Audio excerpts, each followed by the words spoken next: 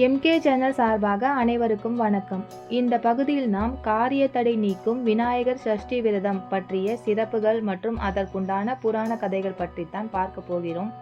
பார்க்கலாம் வாங்க. கார்த்திகை மாத கிருஷ்ணபட்ச பிரதமையில் துவங்கி மார்கழி மாத சுக்லபட்ச சஷ்டி வரையிலான 21 நாட்கள் இந்த விரதம் அனுஷ்டிக்கப்படுகிறது. விநாயகர் சதுர்த்தியை அடுத்து விநாயகர் பெருமானை வழிபடக்கூடிய மிகவும் சிறப்பு வாய்ந்த விரதம் இது. இந்த விரதத்தை மிகுந்த பயபக்தியோடு நாம் கடைபிடிக்க வேண்டும். இந்த விரதம் ஏற்கனவே பக்தர்கள் துவங்கி இருப்பார்கள். 21 நாள் விரதம் இருக்க முடியாதவர்கள், இல்லை தவறவிட்டவர்கள், மார்கழி மாத சுக்லபட்சத்தில் வரும் விநாயகர் சஷ்டி அன்று மட்டுமாவது முறைப்படி விரதம் அனுஷ்டித்து விநாயக பெருமானின் அருளை நாம் பெறலாம். இந்த விரதம் இந்த வருடம் 25/12/2025 வியாழக்கிழமை அன்று வருகிறது. இந்த விரதத்தை ஏன் மிகுந்த பயபக்தியோடு கடைபிடிக்க வேண்டும்? ஒருமுறை விக்ரமாதித்தனின் மனைவியான இலக்கண சுந்தரி இந்த விரதத்தை கடைபிடித்தாராம். ஆணவ மிகுதியால் இடையில் நோன்பை கைவிட்டு கையில் கட்டியிருந்த கயிற்றை கழட்டி எழுந்திருக்கிறாள். அதன் விளைவாக அவளது கணவன் விக்ரமாதித்தனால் துரத்தப்பட்டு காட்டிலேயே சில காலம் வாழும் நிலைக்கு தள்ளப்பட்டாளாம். அதற்கு பிறகு காட்டில் இருந்தபடியே விநாயகர் சஷ்டி விரதத்தை கடைபிடித்து பிரிந்த தனது கணவருடன் சேர்ந்தாள் என்பது புராண கதை. இப்போது நாம் விநாயகர் சஷ்டி விரதம் உருவான வரலாறு பற்றி பார்க்கலாமா? மாகதர் என்ற முனிவருக்கும் விபுதை என்ற அசுர பெண்ணுக்கும் பிறந்தவன் கயமுகாசுரன்.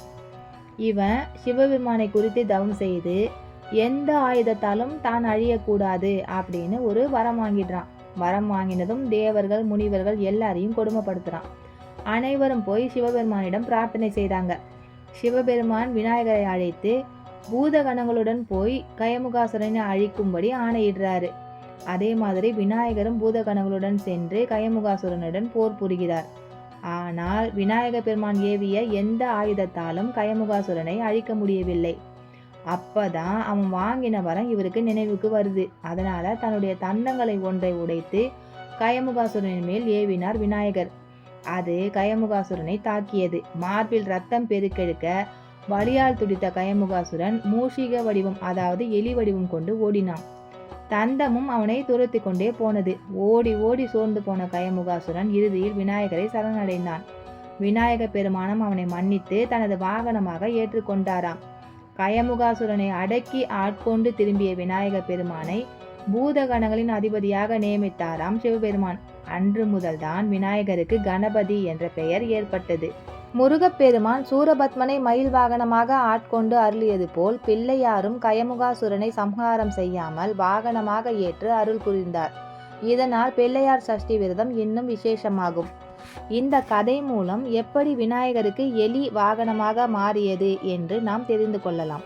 இந்த கதையின் இடையே நடைபெற்ற விநாயகர் சஷ்டி விரதத்துடன் தொடர்புடைய மற்றுமொரு புராண கதை என்னவென்று பார்க்கலாமா? ஒரு முறை சிவனும் பார்வதியும் சொக்கட்டான் விளையாடி கொண்டிருந்தார்களாம். அப்போது அங்கு வந்த மகாவிஷ்ணு சிவபெருமானுக்கு ஆதரவாக பொய் சாட்சி சொல்லும் நிலை ஏற்பட்டதாம். இதனால் பார்வதி தேவி கடும் கோபம் கொண்டு மகாவிஷ்ணுவை குருட்டு மலை பாம்பாக போகும்படி சாபமிட்டு விட்டார். இதனால் வருத்தமடைந்தார் விஷ்ணு பகவான். சிவபெருமான் அவருக்கு ஆறுதல் சொல்லி கயமுகாசுரனின் வதம் நடைபெறும் வரை பொறுமையாக காத்து இருக்கும்படி கூறினாராம். அதன்படி விஷ்ணுவும் மலைப்பாம்பாக மாறி ஆலமர பொந்தனில் இருந்து விநாயகரை வேண்டி தவம் இருந்தார். சில நாட்களிலேயே கயமுகாசுரனை வதம் செய்தார் விநாயகர். அவனுக்கு முக்தி அளித்து தனது வாகனமாக மாற்றிக்கொண்டார். அதன் பின்னர் விநாயகர் தன் இருப்பிடத்திற்கு திரும்பி கொண்டிருந்த போது ஆலமர பொந்தில் மலைப்பாம்பாக இருந்த மகாவிஷ்ணுவை பார்த்தார். விநாயகரின் பார்வை பட்டதுமே விஷ்ணு தன் சுய உருவை பெற்றார். இதனால் மிகவும் மகிழ்ச்சியடைந்த விஷ்ணு பகவான், விநாயகரே, எனக்கு காட்சியளித்து மகிழ்ச்சி கொடுத்த இந்த மார்கழி சஷ்டி தினத்தன்று உன்னை யார் வழிபட்டாலும் அவர்கள் துன்பம் துயரங்களில் இருந்து விடுதலை பெற்று நினைத்ததை பெற வேண்டும் என்று கேட்டுக்கொண்டாராம். அதன்படி விநாயகரும் விஷ்ணுவின் கோரிக்கையை ஏற்று யார் யார் இந்த 21 நாட்கள் விரதம் இருந்து தன்னை வழிபடுகிறார்களோ அவர்களுக்கு வேண்டிய வரம் அளிப்பதாக அருள் புரிந்தார் என்கிறது புராணம். விநாயகர் விரதங்களில் மிகவும் சிறப்பான விரதம் இந்த விநாயகர் சஷ்டி விரதம்.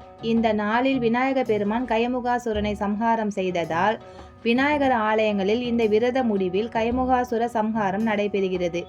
எந்த விரதமாக இருந்தாலும் விரத ஆரம்ப நாளில் விநாயகர் பிடித்து வைத்துதான் விரதத்தை ஆரம்பிக்க வேண்டும். களிமண் அல்லது மாட்டுச்சாணம் அல்லது சந்தனம் இல்லை மஞ்சள் ஆகியவற்றில் ஒன்றினால் பிள்ளையார் பிடித்து அதில் அருகம்புல் சாற்றி பூஜை அறையில் வைத்து விநாயகராக நாம் வழிபடலாம். விநாயகருக்கு பூஜை செய்ய சிறந்தது அருகம்புல். யாஷினி தேவி என்ற தேவமங்கை விநாயகரை திருமணம் செய்ய விரும்பி தவம் இருந்தாளாம்.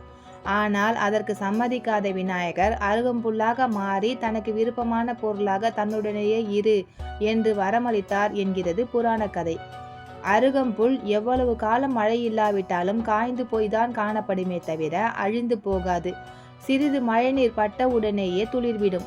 அதேபோல் எவ்வளவு துன்பங்கள் வந்தாலும் சோர்ந்து போகாமல் சகிப்புத்தன்மையோடும் நம்பிக்கையோடும் இருக்க வேண்டும் என்று நம் முன்னோர்கள் சொல்லியிருக்கிறார்கள். நல்ல சக்தியை தேக்கி வைத்து தீய சக்தியை விலக்கி வைக்கும் தன்மை கொண்டது அருகம்புல் என்பதும் ஒரு கருத்து. விநாயகர் சஷ்டி விரதம் அனுஷ்டிக்கும் முறை. கார்த்திகை மாதம் கிருஷ்ணபட்ச பிரதமை அன்று காலையில் ஸ்நானம் செய்த பிறகு உடல் மன தூய்மையுடன் விரதத்தை துவங்க வேண்டும். விரத பங்கம் ஏற்படாமல் இருப்பதற்காக 21 இழைகளுடன் கூடிய நூலை மஞ்சளில் தோய்த்து விநாயகரை தியானித்து ஆண்கள் தங்களுடைய வலது கையிலும் பெண்கள் தங்களுடைய இடது கையிலும் காப்பாக கட்டி கொள்ள வேண்டும். முதல் 20 நாட்கள் ஒருவேளை மட்டும் உணவு உண்டு உபவாசம் இருக்க வேண்டும். இறுதி நாளில் அதாவது மார்கழி மாத சுக்லபட்ச சஷ்டி அன்று முழு உபவாசம் இருந்து விநாயகரை தரிசித்து வழிபட்டு விரதத்தை பூர்த்தி செய்ய வேண்டும். அவரவர் வசதிக்கேற்ப விநாயகருக்கு விருப்பமான நைவேத்தியம் செய்து வழிபாடு செய்யலாம். இளநீர், கடலை, அவல், பொரி, எள்ளுருண்டை போன்றவற்றை நைவேத்தியமாக படைக்கலாம். மேலும் அருகம்புல், எருக்கம்பூ ஆகியவற்றால் அர்ச்சனை செய்தும் இறைவனை வழிபடலாம். விநாயகர் சஷ்டி விரத நாட்களில் வீட்டில் இருந்தபடியோ அல்லது தினமும் ஆலயங்களுக்கு சென்றோ விநாயகரின் கதையை வாசித்தும் அவரது துதி பாடல்களை பாடியும் விரதத்தை கடைபிடிக்க வேண்டும். இறுதி நாளான சஷ்டி அன்று முழு உபவாசம் இருந்து மறுநாள் காலையில் கையில் கட்டியிருந்த நோன்பு கயிற்றை கழற்றிய பின்னர் விநாயகரை பாராயணம் செய்து விரதத்தை முடிக்கலாம். விநாயகருக்கு பிரியமான மோதகத்தின் வெளித்தோற்றம் மாவு போன்று இருக்கும். ஆனால் உள்பாகத்தில் வெல்லமும் தேங்காயும் கலந்த சுவைமிக்க பூரணம் என்ற பொருள் இருக்கும். மேலே உள்ள மாவு பொருள்தான் அண்டம். உள்ளே இருக்கும் சுவையான பொருள் பரிபூரணமாகிய பரம்பொருளை குறித்து நிற்பது. சுவை மிகுந்த இறைவனின் நற்குணங்களை என்னும் மாயை மறைத்து நிற்கிறது.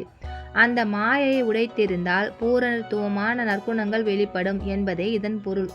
விநாயகர் சஷ்டி விரதத்தை அனுஷ்டிப்பதால் வாழ்வில் எல்லா பேறுகளும் கிடைக்கும். மேலும் கையில் எடுத்த காரியங்கள் வெற்றியாகும். பிள்ளையார் சுழி எதற்காக போடுகிறோம் தெரியுமா? நிறைய பேருக்கு பிள்ளையார் சுழி எதற்காக போடுகிறோம் என்பதே தெரியாது. நாம் எந்த ஒரு செயலை செய்ய ஆரம்பிக்கும் போதும் விக்னங்களை தீர்த்து அருள்பவராகிய விநாயக கடவுளை வணங்கிவிட்டு தான் ஆரம்பிக்கிறோம். அதேபோல் நாம் ஒரு கடிதத்தையோ கட்டுரையோ எழுத தொடங்கும் போது முதலில் பிள்ளையார் சுழியை போட்டு எழுத தொடங்குகிறோம். பிள்ளையார் சுழி என்பது அகரம், உகரம், மகரம் ஆகிய மூன்றையும் அடக்கியுள்ள ஓம் எனும் பிரணவ மந்திரத்தின் ஆரம்ப வடிவம்.